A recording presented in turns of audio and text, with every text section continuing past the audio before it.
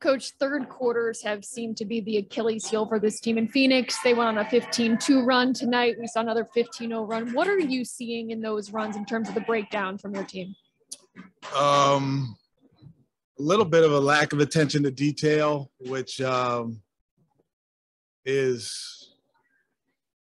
been a problem, I guess. I mean, we really have been attentive to the big things, but the details are the things that really hurt you against the really good teams. And the shot making, you know, they made a bunch of threes in that stretch and they got going with the transition in that stretch. And yeah, it's just a mindset that we have to come out with. We have to do a better job. But overall, you know, we continue to play hard and we continue to fight, and I'm proud of that.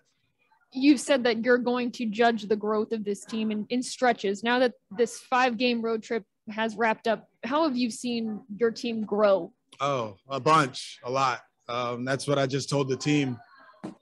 You know, when we got this schedule, we saw it and we knew this trip was coming and this stretch was coming. It was definitely daunting. And we're definitely a much better team as a result of going through these road games that we had to deal with. So, yeah, I've seen a lot of growth. I think the guys know how we need to play winning basketball.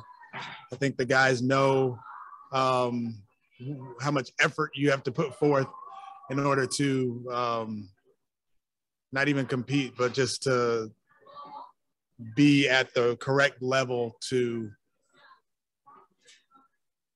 kind of be where we've been at, like right in every game and all that. So, yeah, we learned a ton and we need to take that home with us. It might be too soon, but do you have any update on Kevin Porter Jr.'s injury? No, I don't. Okay. I don't. Sorry. Christian Wood, he didn't take a shot in the first half. He sat out for the last, I think, like 8 minutes or so. What were you seeing from him tonight? And, you know, why wasn't he as effective as he usually is? Yeah, it was hard because Draymond Green was guarding him. And usually it's a little bit easier to get him into actions. And it was frustrating. And he was frustrated. I was frustrated. But he came back and did a better job in the second half. And I was proud of him for that. I don't want to ask you to disclose everything you said, but I know you shared a moment with Steph Curry when you were walking off. You're the last guys off the court. Oh, just what was your message to him or his message to you? Everybody's message to me has been how impressive the group has been, like how hard we play and how we have young guys who are talented and everybody sees it, but the way that we're committed to playing hard and trying to do things the right way, that's what the message that I get from everybody, Steve Kerr, Mike Brown, Steph, like everybody. But then Steph showed me his family in the stands, and I remember before he was married and him and Aisha were dating. So he showed me the fam, and he has a 9-year-old. It's crazy. So I was telling him how blessed he is. And then I was like, I'm blessed too, because I got a great family as well, but I am in a great spot.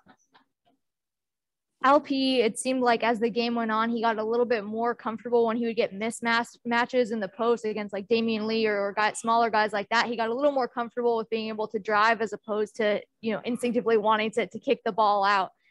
Is that something that you noticed as well? Is that accurate? Yeah, that's accurate. That's accurate. He's a quality post player. He can attack smaller guys. He can attack. I think he had Bielitsa down there and did a good job on him.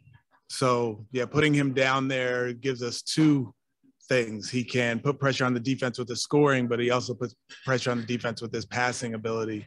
So, yeah, that's something we'll explore more and more as the season goes along. Salman, go ahead, please. Steven, Jae'Sean had 21 and 10 tonight. Are you surprised at how effective he seems to be offensively, even as he's still working on getting the jump shot down? Yeah, a little bit. I mean, it's a product of his work. It's a product. He was in the gym all summer in Houston, and he is so diligent and he's so like into the team. And for him, scoring 21 and getting 10 rebounds has nothing to do with like his wanting to do that. He does what's necessary for the group. So he's super selfless. And, you know, whether it's guarding LeBron or, you know, Draymond tonight or any other quality players or providing scoring and rebounding for us, he does it. And he also is versatile enough to where he can push the ball up the floor and get some easy hoops. He can post up against smaller guys and finish down there. And then, you know, when he makes his threes, that's gravy for our group. So he's just a team player.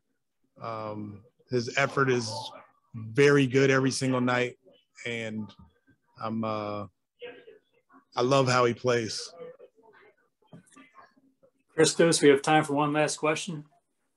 Hello, Coach. Hope you're doing well. Speaking about Alperen's game, what impressed you most about his progress from day one until now as the season goes on? Yeah, there's a lot to it. It's learning the NBA, which is hard to do. And he's picking it up quickly and finding where he has advantages and where he needs to defer at times. And he really just has a good feel for the game. So as far as his improvement, it really is based on experience, and it'll get better and better as we go along. And I think that's our whole group. You know, we'll get better and better as the season progresses. We just got to stay patient, which is hard to do, and continue to learn the lessons and apply the lessons and mesh that with the hard play, and we'll be fine.